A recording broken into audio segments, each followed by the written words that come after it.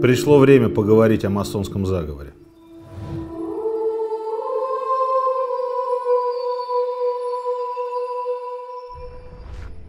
Друзья, здравствуйте! В детстве, в классе, наверное, 4 или 5, мы с родителями поехали в Царицыно. Если вы не знаете, это такая усадьба, которую строили для Екатерины Великой. Строили и не достроили. Впрочем, в выпуске о Екатерине Великой я там подробно рассказываю. И я помню, что я спросил у родителей, почему это не достроили. И, в частности, мне сказал тогда отец, что архитектор Царицына Баженов был масоном. И вот он везде, значит, здесь в Царицыно разбросал свои, значит, масонские знаки, циркули, всевидящее око. И когда Екатерина приехала смотреть на объект, она, значит, все это узрела и сказала, это что тут за масонство? И, собственно говоря, всю эту стройку закрыла. Ну, как мы знаем, версия, конечно, была не в этом. Там и кончились деньги, и она не хотела возвращаться в то место, где была счастлива когда-то с Потемкиным. Но знаки-то масонские остались. Потом я видел такие же вещи в Санкт-Петербурге. И меня всегда история масонства очень занимала. И сегодня я вам расскажу, что знаю сам, кто такие масоны, откуда они взялись и вообще, что мы о них знаем, что такое масонский заговор, существует ли он. Поэтому сегодня будем говорить о масонах.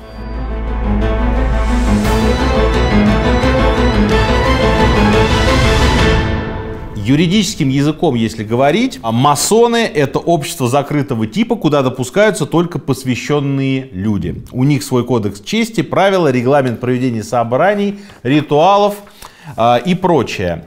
История нам говорит о том, что масоны — это религиозно-политическое движение, возникшее в новое время в виде тайной международной организации с мистическими обрядами, ставившей своей целью нравственное совершенствование. То есть масоны собирались в своих масонских ложах и говорили о философии, о мироустройстве, о том, как познать себя, о том, как познать Бога. Это такой философский кружок. Сами масоны, впрочем, говорят о себе по-разному. Например, Великий Восток Франции, так называется французская масонская ложа, говорят о том, что это филантропический, философский и прогрессивный институт. Его цель — поиск истины, изучение морали и практика солидарности. Звучит это, конечно, все как бу-бу-бу. Вот этот поиск истины, солидарность, то есть непонятно, чем люди занимаются и чем они, значит, зачем они собираются. А Объединенная Великая Ложа Англии говорит о себе как о крупнейшем нерелигиозном, неполитическом, братском и благотворительном клубе. Действительно, эта ложа очень много денег собирает на благотворительности. Масоны, в принципе, благотворительностью занимались часто и занимаются по сей день. Откуда масонство взялось? Сами масоны рассказывают о том, что они ведут свое летоисчисление чуть ли не от Адама.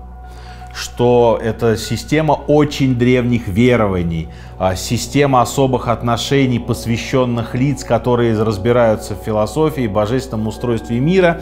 И вот чуть ли не от Адама они ведут, значит, свой век. Существует миф о строителе Хираме, который был, если не первым, если первым считать Адама, то вторым надо считать, наверное, Хирам. Он был первым строителем, и он строил знаменитый храм царя Соломона. И у него были 3 учеников. И в какой-то момент ученики хотели вырасти до мастера и стали выпытывать у него тайны. Как строить храмы, чуть ли не тайны мироздания или секретные слова какие-то он им должен был назвать. В общем, Хирам им ничего не говорил. В какой-то момент они его в этом храме убили. Убили каким образом? Один из учеников нанес ему ранение циркулем. Тогда Хирам побежал к выходу из храма, к одному из выходов, но там стоял второй ученик, который его, значит, пырнул заостренным наугольником. Тогда Хирам, истекающий кровью, бросился к 3-й двери, которая выходила на улицу из храма царя Соломона. Там стоял 3-й ученик, который ударил его по голове деревянным молотом и убил. И с тех пор молот, циркуль и наугольник — одни из символов масонства. Их, кстати, по-разному трактуют. Циркуль — это магический предмет, который измеряет границы твоего познания, степень близости с Господом. Наугольник тоже. В общем, все ложи по-разному трактуют эти символы, но, тем не менее, это неотъемлемые символы масонства. Ученики, убив своего учителя, естественно, озаботились тем, чтобы их не поймали, поэтому они его закопали где-то очень далеко. И в какой-то момент его не могли найти, и потом царь Соломон поручил найти труп этого Хирама, его нашли могилу по воткнутой в землю, в могилу ветки акации. И с тех пор ветка акации также считается символом масонов. Вот такая вот существует легенда, вот откуда пошли масоны. Что само слово значит? Само слово значит Freestone Mason, то есть вольный каменщик. Откуда это взялось? Как вы знаете, готические храмы в средние века строились не годами, а десятилетиями, а иногда даже столетиями. И вот при стройке готического храма строителям надо где-то жить. И они, соответственно, селились рядом с храмом и образовали цеховое братство. Вы знаете, что в средние века была система цехов. Вот это цеховое братство занималось ювелиркой, это занималось кузней, то занималось дублением кож, а это были строители. Таким образом, Freestone Mason или Freemason — это вольные каменщики. То есть изначально истоки масонства уходят в гильдию. Все довольно просто. Собирались строители, обменивались какими-то секретами своих ремесел, новостями. У них был понятный профессиональный социум, довольно закрытое от других комьюнити. И вот таким образом все это дело развивалось. Ни о какой философии, каббалистике речь не идет. Это пока цеховое братство. Потом в него начинают вступать, к нему примыкать начинают другие люди. Еще нет никаких уставов, нет никаких обрядов. Это просто люди, объединенные одним делом, собираются, ну, условно, по воскресеньям. Туда начинают вступать совершенно люди других ремесел. Купцы, какие-то чиновники, кто около профессии. И все это начинает меняться, потому что закрытый клуб, он же не может с утра до ночи обсуждать стройку. Понятно, что люди начинают обсуждать бизнес, начинают обсуждать политику, начинают обсуждать общественное устройство, начинают обсуждать церковь, свои отношения с Богом. И таким образом понемногу это узкопрофессиональное общество, оно трансформируется в некий философский кружок. Большинство историков и большинство масонов скажут вам, что начало современного масонства — это 24 июня 1717 года, в день святого Иоанна Крестителя. 4 строительных ложа Лондона встретились в таверне «Гусь и вертел», чтобы сформировать первую великую ложу Лондона и Вестминстера. 18 век — это расцвет масонства. Как устроено масонство? В настоящий момент масонские ложи отличаются друг от друга ритуалами, количеством градусов, обрядами, уставами и так далее. Я попытался соединить все, что мне нашлось в сопутствующей литературе, и вот некий экстракт выдать. Итак, что такое ложа? Ложа — это слово средневекового происхождения, оно пошло от слова lodge, то есть сторожка, либо домик. Это было такое сооружение рядом со строительной площадкой, собственно, где рабочие отдыхали, инструменты свои хранили и, значит, собирались в рабочий полдень. Ну, сейчас лоджи называются охотничьи домики или даже фешенебельные дома, такие, которые уже находятся в каких-то там на африканских территориях. Туда приезжают, значит, охотники, чтобы отдыхать после того, как они постреляют, либо просто да, люди, как в фешенебельную гостиницу приезжают. Вот лодж — это такой сейчас термин из области гостиничного туризма. Соответственно, ложи характеризуются отличительным названием, номером и востоком. Восток — это то место, где ложа, собственно говоря, находится.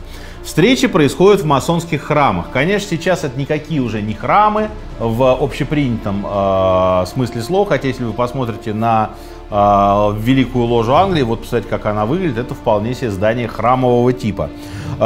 Собственно говоря, несколько лож могли использовать одно и то же место или один и тот же храм для того, чтобы там собираться. Масонский дом — это, соответственно, здание, в котором собираются несколько лож, там, соответственно, расположено разное количество помещений, где разные ложи могут встречаться. Первые ложи носили название трактиров, где, собственно, вольные каменщики собирались на свои собрания. Корона, яблоко, гусь и вертел, помянутый мной, и виноградная кисть.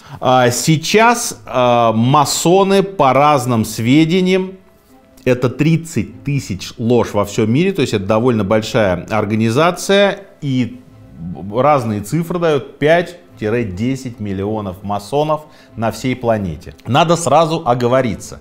У масонской организации нет никакого единого центра. То есть нет глав масонства никакого, нет никакого масонского папы, и никакого глав масона тоже не существует. Все ложи действуют независимо друг от друга и подчиняются только своим верховным должностным лицам, которых они выберут. Соответственно, о всемирном масонском заговоре с этой точки зрения говорить бессмысленно, потому что масоны разобщены. Если вы посмотрите на Великую Ложу России, на Великую Ложу Англии, они с друг другом безусловно контактируют, но одна другой не подчиняется. Члены масонской ложи называют себя братьями, и масонство делится на несколько категорий, структура внутри масонства. Есть две основные системы. Первая система называется шведской. Ее предложил в 1750-е годы швед Карл Фредерик Эклев. Из чего она состоит? Согласно этой системе, перед новым членом ставится одно непременное условие, чтобы тот придерживался христианской веры. Это тоже очень важно, когда мы будем говорить о масонском заговоре, что позже, в 19-20 веке, появятся рассуждения о том, даже на самом деле не раньше 19 века, что масоны поклоняются сатане, что они безбожники. Нет. Первое непременное условие принятия тебя в масоны — это, согласно шведской системе, это наличие у тебя христианской веры.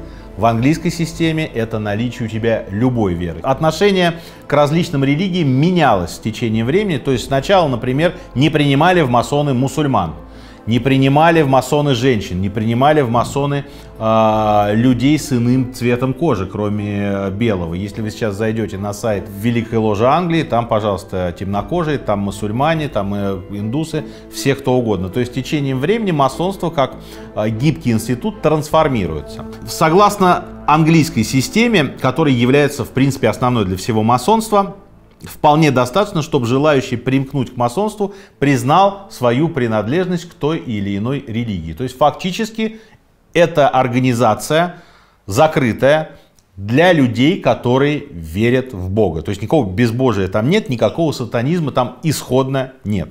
В английской системе существует всего 3 степени старшинства. Это ученик, подмастерье и мастер. В шведской системе таких степеней 11. Есть ложи, в которых еще более сложные системы. И мы потом поговорим о том, что творилось в 18 веке, там еще более запутанные системы. Согласно шведской системе, верховный магистр наделяется 11 степенью и сокращенно именуется V звездочка S звездочка V звездочка. Это, переводя с латыни, заместитель мудрейшего Соломона, того самого Соломона, которому Хирам строил храм. 3 точки — это тоже символика, которая трактуется самими масонами как соединение противоположностей в высшей гармонии. Вообще масоны очень запутанно говорят, и все там построено на символах и тайных знаках, о которых я вам сейчас расскажу. Мастерские первых 3 инициатических градусов ученик, подмастерье, масон, мастер называются ремесленными или по-другому синими ложами. Степени — это основа масонства. Членство в других масонских организациях, таких как Йоркский устав или Шотландский, например, устав, требует получения градуса мастера-масона и продолжения членства в синей ложе. Некоторые масоны могут получать степени до 32 степеней, например, по Шотландскому уставу. Что подразумевает собой степень? С каждой степенью ты более просветленный, а значит и посвященный человек. А на самых последних этажах ты даже знаешь тайное имя Бога. То есть все, как вы видите, замешано на глубокой философии, впоследствии это туда добавится алхимия. И вся эта история, ну, слушайте, человек, он склонен к тому, чтобы сбиваться в стае. Есть футбольные фанаты, есть музыкальные фанаты, есть кружки реконструкторов, есть общество, да, они есть при университетах, есть тайное общество. Человека всегда влечет, как я состою в тайном обществе. Об этом еще и сказать никому нельзя. Поэтому, конечно, вокруг масонов всегда это плотная завеса тайны. И дальше эта тайна рождает, естественно, подозрение в том, что масоны тайно здесь всем управляют. Что еще характерно для масонства? Ну, во-первых, символика. Да, я вам начал говорить про наугольник, я вам рассказал про циркуль. Какие наиболее часто встречающиеся символы масонства? Ну, например, если вы вот увидите такое, значит, солнце или всевидящее око, вот как на Казанском соборе в Санкт-Петербурге, это однозначно масонский символ. Линейка и отвес – это символ, который масоны истолковывают как равенство сословий. Угломер – символ справедливости. Циркуль – символ общественности. Наугольник означает по некоторым масонским толкованиям совесть. Обыкновенный камень – грубая нравственность. Кубический камень – нравственность обработанная. Молоток – символ власти. Лопатка – снисхождение к слабости людей и отношение строгости к самому себе. Ветка акации – бессмертие. Да, вы помните, на могиле мастера она была воткнута. Гроб, череп и кости – презрение к смерти и печаль об исчезновении истины. Вы видите, в глазах этих черепов вот как раз эта печаль и кроется. Здесь это видно невооруженным глазом. Круглая шляпа масонская – это символ вольности. Обнаженный меч – это карающий закон. Кинжал – символ предпочтения смерти. И печати масонов – это несколько эмблем. Самая распространенная – это круг, в который заключены два взаимно пересекающихся равносторонних треугольника. Один из которых своей вершиной обращен вверх, а другой вниз. Это большая печать ордена. Есть более простые печати, например, шестиконечная звезда. И, конечно, тайные знаки. Значит, рукопожатие масонское. Когда ты здороваешься с человеком и трогаешь его руку большим пальцем. Меня масоны не рукопожимали, не могу сказать, так оно или не так, но если вас кто-то большим пальцем за руку потрогает, знайте, что перед вами масон. Перстни, кольца с печатями масонов, чтобы масоны узнавали друг друга. Тайные слова, пароли, чтобы человек зашел в комнату, услышал слово пароль и понял, что здесь масон. И вот такой вот жест, рука за пазухой. Это значит, что человек прошел обряд масонства, и он всем сердцем, значит, принял масонские клятвы. Это идет из Библии. И сказал он ему: положи руку свою к себе за пазуху. И он положил руку свою к себе за пазуху и вынул ее из пазухи своей. И стала рука белой и прокаженной. И потом он еще раз сказал ему: положи руку свою за пазуху, и вынул ее из пазухи своей, и она опять стала такой же, как тело его. В библейских стихах сердце, то есть пазуха, символизирует самого человека, его суть. Если вы посмотрите, вы увидите, что Наполеон очень часто на портретах вот так. Кутузов, Керенский, человек, который возглавил Временное правительство в 1917 году, все они были масонами. Кутузов был масоном, Керенский был масоном, Наполеон был очень близок к масонам, и это вот несомненно масонский знак. Ну, честно говоря, Сталин тоже так любил делать, но в то, что Сталин был масоном, я, честно говоря, не верю. Вот. Но, тем не менее, это считается одним из главных масонских символов. Итак, расцвет масонства – это 18 век. Здесь впервые начинает звучать легенда не только о Соломоновом храме, но и о том, что масоны – это не что иное, как новая итерация двух старых орденов. Первый орден – это знакомый вам вот из этого выпуска орден тамплиеров.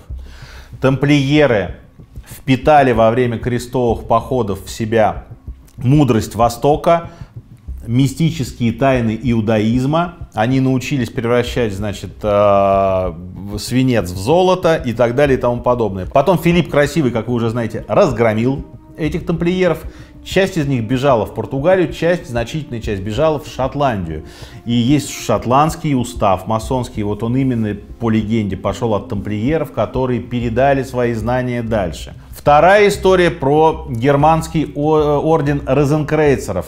Часть тамплиеров опять-таки бежала в Германию, там они передали через поколение свои знания, и вот уже розенкрейцеры со своими трактатами несут это тайное философское знание. И вот теперь и тамплиеры, и розенкрейцеры, все это соединилось в масонстве. То есть масоны таким образом сами себя легендировали, что мы не просто вот здесь кружки вольнодумцев, интеллектуалов, а мы ведем свое летоисчисление вон откуда. Что происходит в 18 веке? Это век просвещения, это великие философы. Ну вот смотрите, Монтескье, Вольтер, Франклер, Джефферсон, Лок — это люди, которые начинают, ну, не вершить пока еще исторический процесс, но во всяком случае очень сильно на него влиять. Именно они готовят фактически своими трудами французскую революцию. И вот все они, кто-то из них, большинство из них масоны, либо близкие к масонам люди.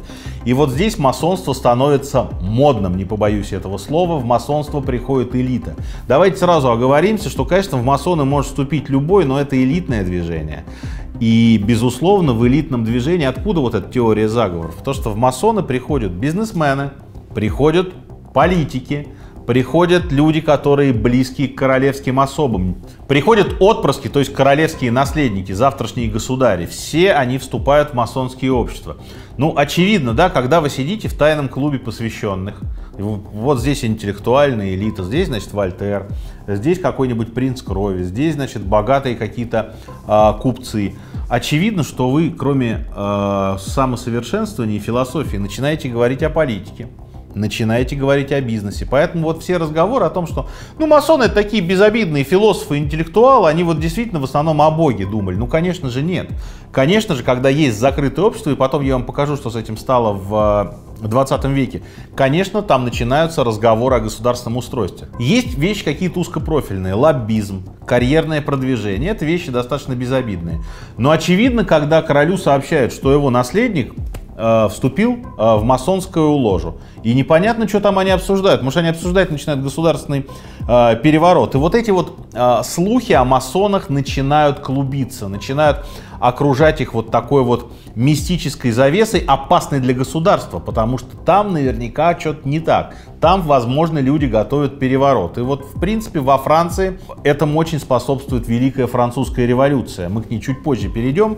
Именно масонов будут обвинять в том, что они готовят революции по всей Европе, чтобы всех царей, всех королей казнить на эшафоте и поменять все государственное устройство во всем мире. В этот же момент, помимо великих философов эпохи Просвещения, появляется в масонстве ряд других персонажей. Один из них — это Мартинес де Паскуале, который масонские обряды не то что переосмыслил, а он их очень сильно усложнил, и он создал орден, который называется «Рыцари-масоны, избранные Коэны». Кто такой Коэн? Коэн — это сословие Коэна, это сословие священнослужителей в иудаизме. Вот эта связь масонства и иудаизма, она потом очень хорошо ляжет в российское движение черносотенцев, откуда пойдут все эти слова про жидомасонов, что значит евреи тут приняли масонство и русского человека хотят лишить его родной русской земли. Вот, собственно, связь, она здесь начинается. Паскуале сильно усложняет масонство. В какой-то момент рыцари-масоны вообще становятся практически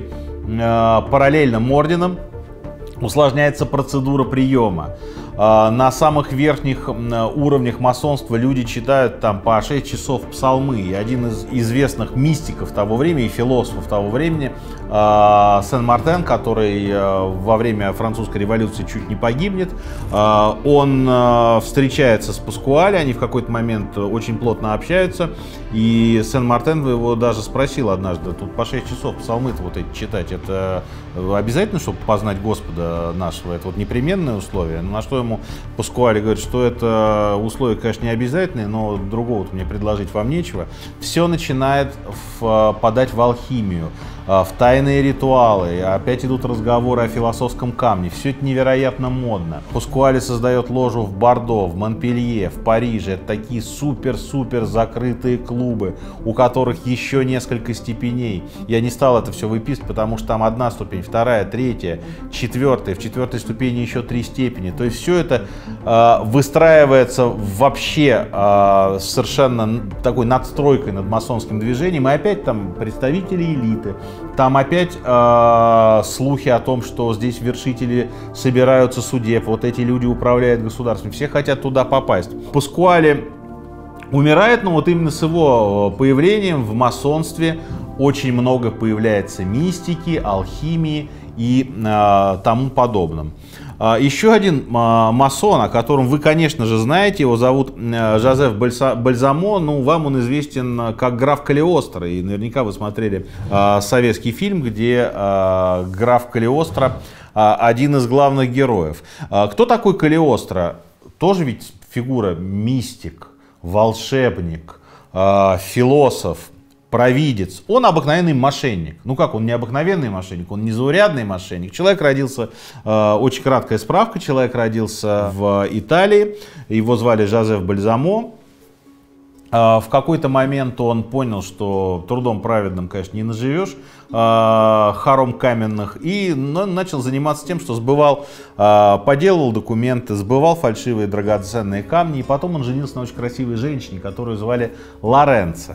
У него, у Бальзамо, умирает тетка, он берет ее фамилию, она гораздо более благозвучная, Калиостро, и где-то потом себе пришивает графский титул. Очевидно, что никаким графом он не был. Ну, в Италии 18 века творится, в общем, бардак, мягко говоря. Это раздробленная страна, поэтому графьев можно было нарисовать себе сколько угодно.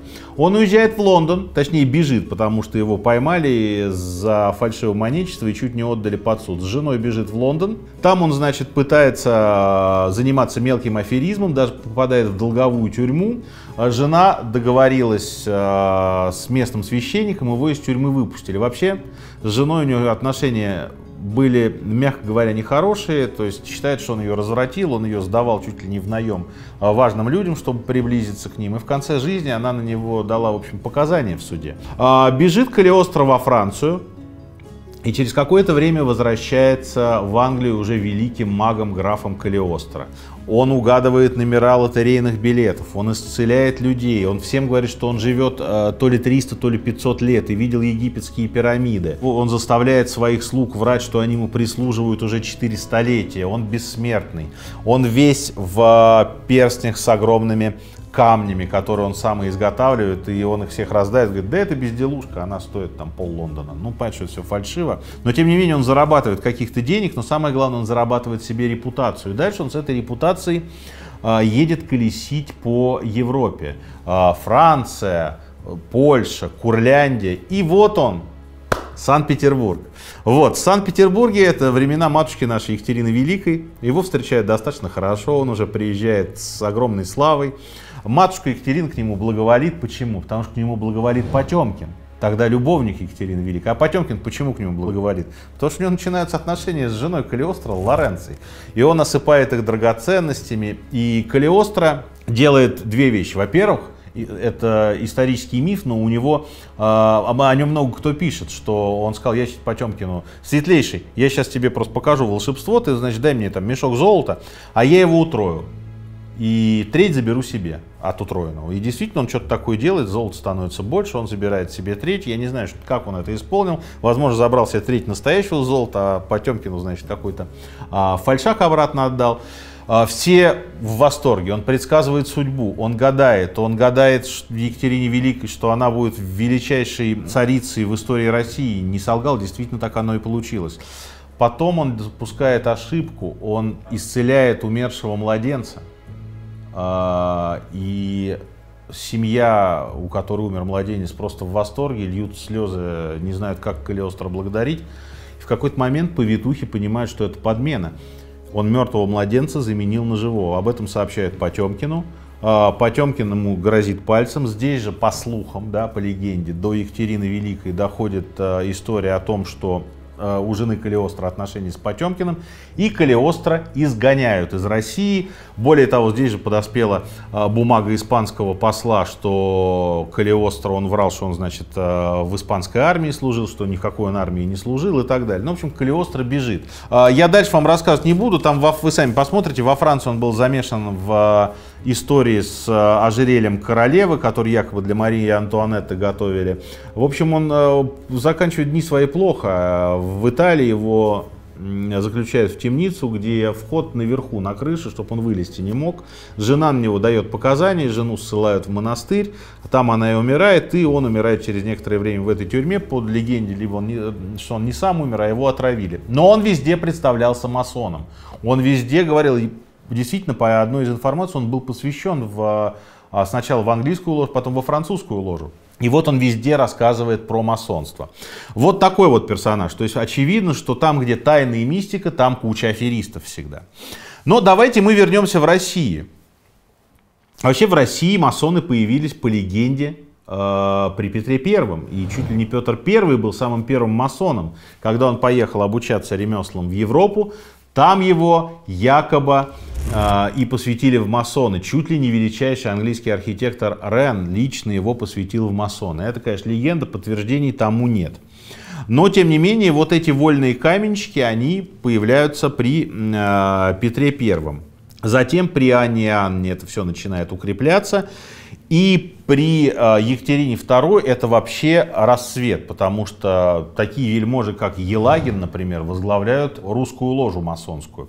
И поначалу Екатерина к ним благоволит. Вообще к 1787 году в России было 145 масонских лож. Это, честно говоря, очень много. Они встречаются не только в Петербурге и в Москве, они встречаются в армии, они встречаются на флоте и они встречаются в провинции. То есть достаточно разветвленная масонская система. Два главных центра — это Санкт-Петербург и Москва. Поначалу Екатерина относится к этому снисходительно. Собираются люди, ну Елагин вообще наш человек, он там возглавляет ложь, собираются какие-то люди. Они, значит, там обсуждают какие-то философские трактаты. Екатерина в тот момент тоже увлечена философскими трактатами. Она переписывается с Вольтером, она читает Монтескье. И здесь то же самое происходит. Ну и хорошо, вот и ладно, значит, все что-то собираются и что-то там обсуждают. Но сначала Екатерине доносят, что матушка, а наследник-то ваш Павел масон. И это первый тревожный сигнал. Наследник. Что ему там масоны говорят, непонятно. Завтра будет дворцовый переворот. Екатерина это очень хорошо помнит. Она сама возглавила Русь-матушку на гвардейских штыках. Что ж Павлу-то это помешает сделать? Ничего не помешает. Но тем не менее масоны, и это очень важно для российского масонства, что они всегда считали и приносили присягу, для них государь и отечество было выше их масонских принципов. Это очень важно.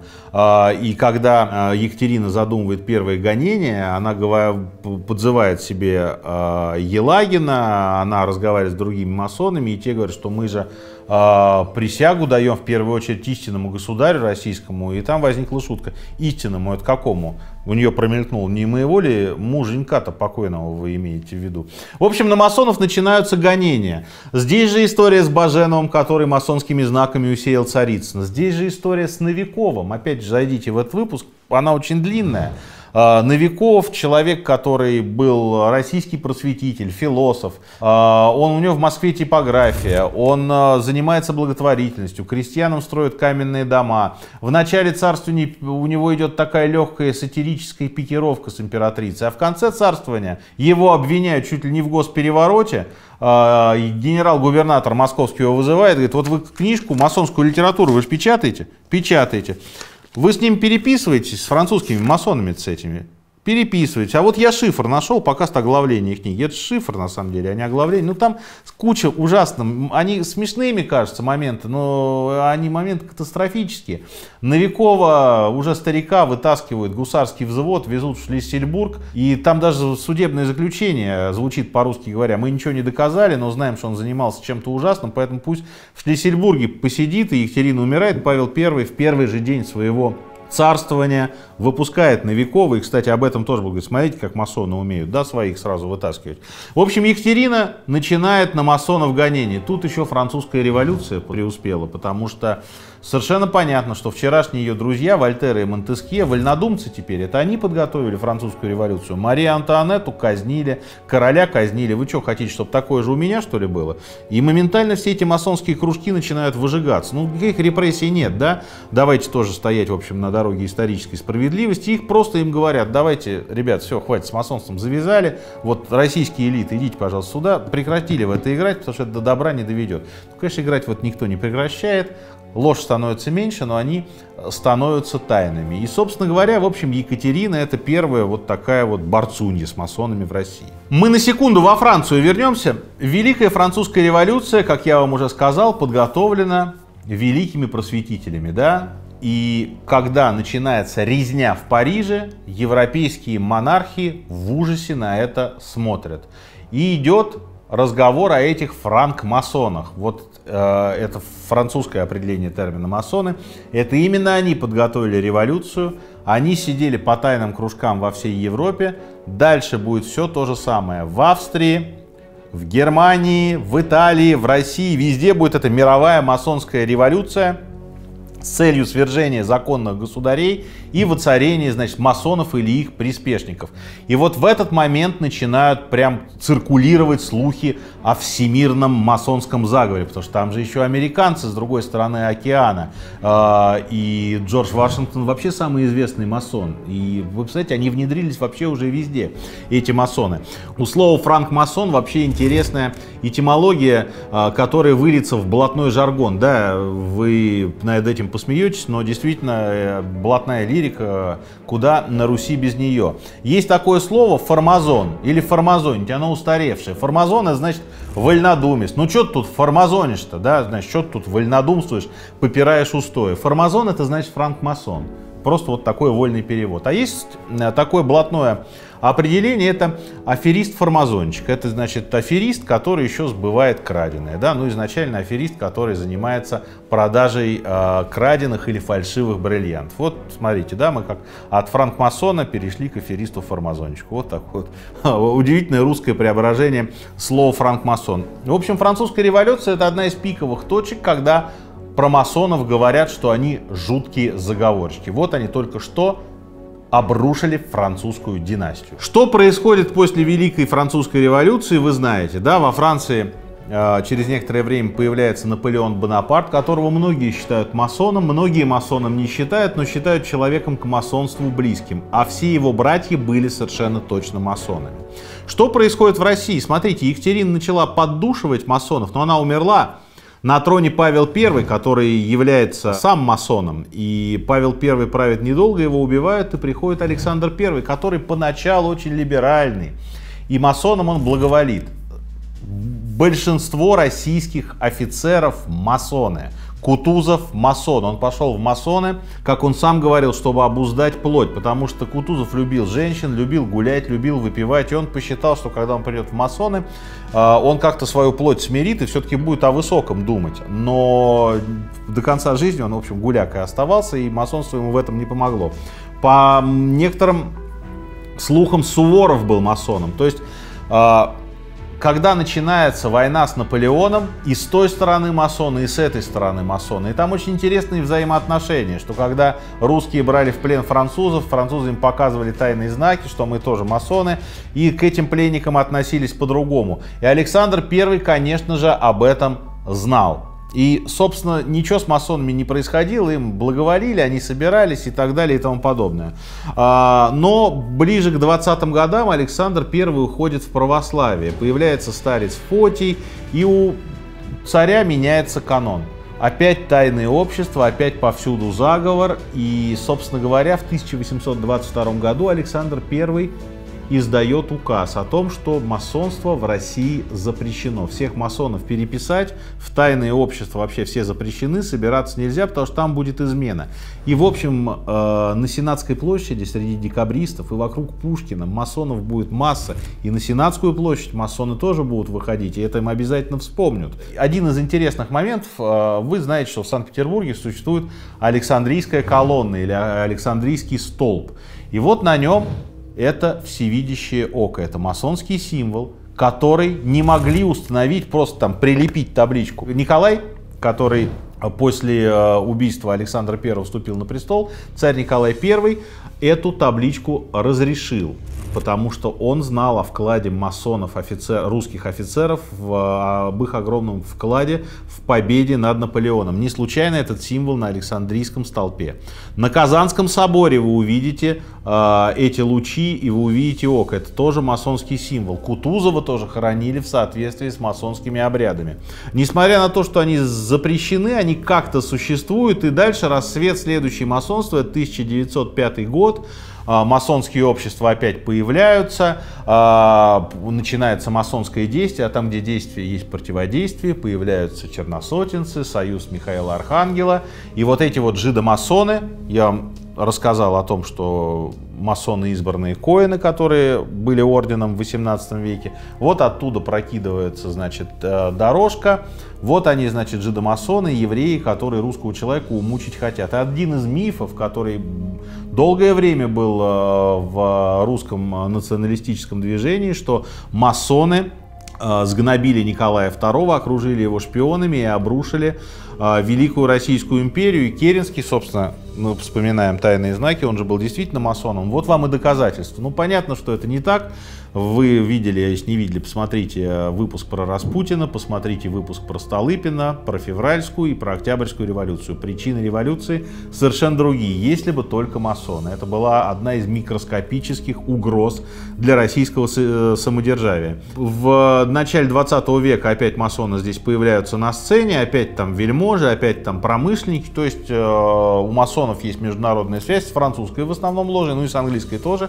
Вот, и масоны на территории Российской империи присутствуют, и, в общем, им ничего не угрожает. В современной России масонство тоже существует, есть Великая Ложа России, вот справка о том, из чего она состоит. Великая масонская ложа России создана в 1995 году прошлого века, в 1995 году. Она имеет связь с более чем сотней других ложей мира. В нашей стране изначально было создано 4 масонских ложи, 2 в Москве и по одной в Санкт-Петербурге и Воронеже почему-то. Однако их количество быстро-быстро увеличивается, и через год после основания Великой масонской ложи России в Санкт-Петербурге. В Москве еще 3 масонских ложи. Председателем масонской ложи был избран Георгий Дергачев, который пребывал в этом звании до 2007 года. С 2007 года магистр российских масонов избирается один и тот же человек. Это уже сколько получается? Практически 15 лет. Его зовут Андрей Богданов. Вот это главный масон России. Я тут писал документальный фильм про группу «Центр» и с удивлением узнал, что Птаха, например, тоже масон. И более того, ему поручено, например, вдовья кружка. Что такое вдовья кружка? Это в конце масонских собраний с кружкой человек обходит братьев-масонов, они туда кидают денежки, значит, чтобы братьям помогать. Вот. И масоны в одной из их названий, сами так себя называли, это вдовьи дети. Вот это вот вдовья кружка, это такая казна масонов. То есть масоны в России есть. А теперь про заговор. Вот этот масонский всемирный заговор, это что такое? Ну, как я вам уже сказал, как только в движение приходит элита, а масонство это движение не для простых людей было, а движение, в общем, для элит, сразу начинаются тайные, не параллельные, никому неизвестные связи. И вот начинают клубиться эти мифы и легенды. Где-то это мифы, где-то, конечно, не мифы. Я вам уже сказал, что и лоббизм, и продвижение собственных интересов, и госполитика. Великий министр иностранных дел Франции Толлеран был масоном. Естественно, все там это обсуждается. Очень много для теории всемирного масонского заговора сделала книга француза Лео Такселя, который увидел свет в 1890 году. Она называется «Дьявол в 19 веке». И вот там вся любимая нами конспирологами руда. Масоны, как и тамплиеры, поклоняются Бафомету, устраивают человеческие жертвоприношения, младенцев едят, кровь пьют, управляют миром через связи с большими банкирами, промышленниками и политиками. В книге приводится откровение некой мисс Дианы Ваган, которая была женщиной-масоном, но потом раскаялась и, собственно говоря, рассказала все, что во французском масонстве происходит. Позже сам Лео Таксель признался, что это мистификация, он все придумал. А женщину, которую он демонстрировал под именем Дианы Ваган, это вообще никакая не масон, а просто обычная женщина, с которой он договорился. Но вы же понимаете, конспирология — это вещь, которая не требует практических доказательств, поэтому умные люди сказали, ну, конечно, он сказал, что это мистификация. Мы понимаем, на него же надавили, они же там все проложены, масоны его. Поэтому он вынужден был сказать специально, чтобы, знаете, так покрыть. В общем, этот миф подпитывается и подпитывается. Но, знаете, дыма без огня не бывает. И есть вещь, о которой теперь почему-то мало кто знает, но это был крупнейший скандал в 20 веке, связанный с масонами. Я вам сейчас расскажу о масонской ложе Италии, которая называлась ложа П2 или ложа Пропаганда Дуэ. И вот там был действительно серьезный замес. Что произошло? Ложа Пропаганда Дуэ, ложа П2, была известна с конца 19 века, и до 1976 года она функционирует как масонская ложа Италии, одна из масонских лож. Там масоны обсуждают философию, смысл бытия и так далее и тому подобное. Но появляется человек, которого зовут Личо Джелли. Это к тому моменту уже финансист, предприниматель, человек, который имеет отношение к банкам, к газетам, литератор и даже где-то философ. Это человек удивительной судьбы. Он родился в Италии, и в середине 30-х годов он уехал в Испанию, чтобы примкнуть к движению фалангистов, движению Франциско Франко, чтобы воевать с коммунистами. Победив коммунистов, он вернулся в Италию, стал фашистом, был близок к Муссолини. И после разгрома гитлеровской Германии, после разгрома фашистов в Италии, он, тем не менее, остался внутри. Он начал заниматься суконным производством, достаточно быстро разбогател. И вот он, значит, в 1976 году попадает в масонскую ложу П2 и начинает там набирать вес, начинает там окружать себя важными людьми, начинает завязывать сильные и важные знакомства. И великий магистр Италии в какой-то момент из ложи его изгоняет. В ответ Личо Джелли грозит ему компроматом, в ложе его восстанавливают, и с прошествием времени Личо Джелли становится главой ложи П2. Так существует до 80-го года.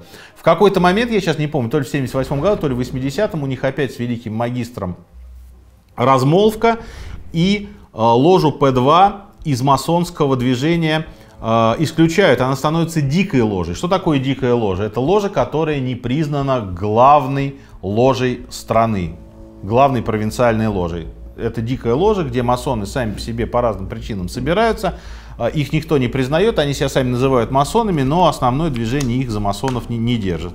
И вот эта ложа П2 начинает набирать дикую популярность. И в какой-то момент, в 80-м году, Личо Джелли, как человек уже очень публичный, дает интервью. И, среди прочего, говорит: вы знаете, я и в масонах-то очень важное влияние имею, очень сильное влияние. Все меня знают, я вообще достаточно серьезный масон. И однажды утром, по совершенно другому делу, по финансовому, у него на вилле проходит обыск. И карабинеры находят 30 блокнотов, компьютеров еще нет, в котором досье на всех членов П2. Это досье, эти записные книжки немедленно относят к премьер-министру Италии. И дальше начинается ужасающее. Оказывается, что у этой ложи по всей Италии там в районе 70 филиалов, там половина правительства состоит. Там состоят банкиры, офицеры разведки, замминистра обороны. Ими контролируются 4 крупнейших газеты, 2 крупных издательства. Там впервые появляется Берлускони и его товарищи по будущей политике. То есть фактически полиция неожиданно вскрывает структуру, которая управляет всей Италией. И чем дальше в лес, тем больше дров. Связи с Ватиканом и Банком Ватикана. Знаменитое дело о том, как они отмывали деньги через Банк Ватикана. Связи с мафией. Подозрение в том, что Личо Джелли участвовал или был как-то причастен к убийству итальянского премьер-министра Альдо Моро, которого расстреляли красные бригады. Это один из самых страшных моментов в истории Италии, в истории терроризма. Он был, по версии следствия, причастен и затягивал расследование по теракту в Болонье, когда 200 человек было ранено, а 80 человек погибло, и преступление приписали ультраправым ребятам из НАР. И до сих пор непонятно, НАР это был, либо не НАР, потому что тут же появляется версия, что в Европе же борьба с коммунизмом идет в тот момент, противодействие Советскому Союзу. И тут же появляется версия, что Ричи Джелли спонсировали ЦРУ и НАТО для того, чтобы он наускивал фашистов стрелять по всей Италии коммунистов и близким к ним людей. В общем, начинается дикий скандал, правительство уходит в отставку, начинается расследование, и оно, собственно говоря, ни к чему не приводит, потому что дальше начинается череда убийств. Одного из банкира убивают в американской тюрьме, журналистов расстреливают, кого-то отравили. То есть вся эта история, она каким-то образом едет на тормозах и исчезает. И более того, Ричи Джелли потом будет еще попадет в тюрьму за то, что он был связан с банкротством банка Амброзиана.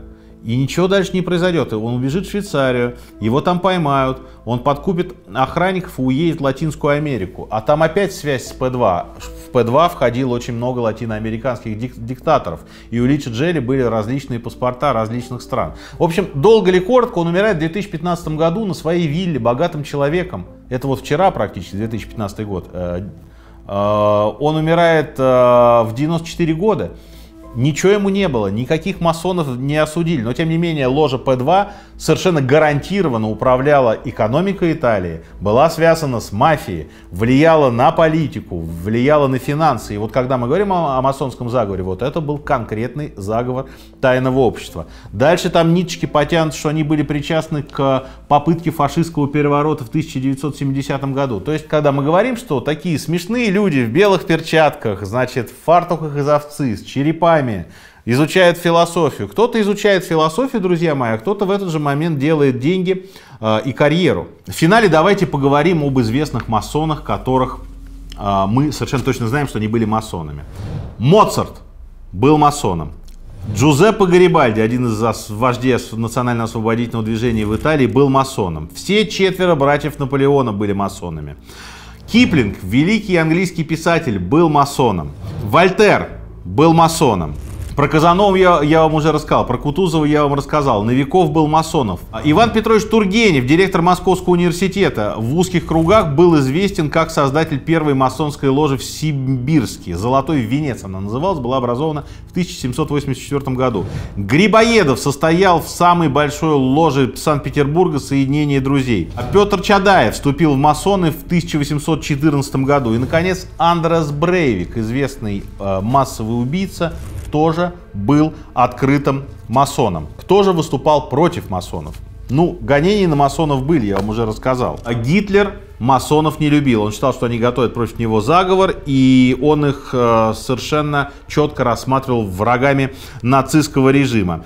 Гитлер приказал казнить всех известных масонов, а во время Второй мировой войны, по оценкам, было убито до 200 тысяч масонов. В Советской России понятно, что все тайные организации были вне закона, и никаких масонов здесь быть совершенно не могло. Советская власть с ними боролась, но к тому моменту уже бороться было не с кем.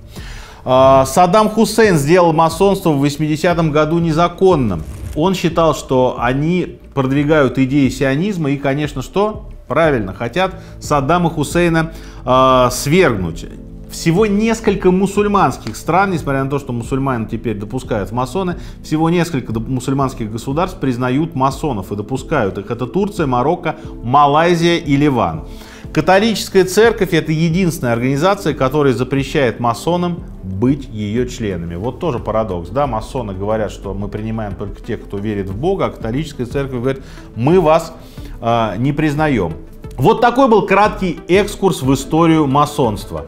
Движение интересное, движение, окутанное мистикой, движение, которое подозревает в том, что оно мировое правительство. Не без этого, как мы уже с вами услышали, где-то они были вполне себе локальным правительством. Очевидно, что за час с небольшим обо всем не расскажешь, но вот это вот такие базовые вещи, которые о масонах знаю я и теперь знаете вы. Вот, посмотрите еще раз на этот череп, подписывайтесь на наш канал. Спасибо большое. Я еще раз хочу сказать слова благодарности за то, как вы смотрите наш новый проект «Простые вещи». Это совершенно потрясающий результат.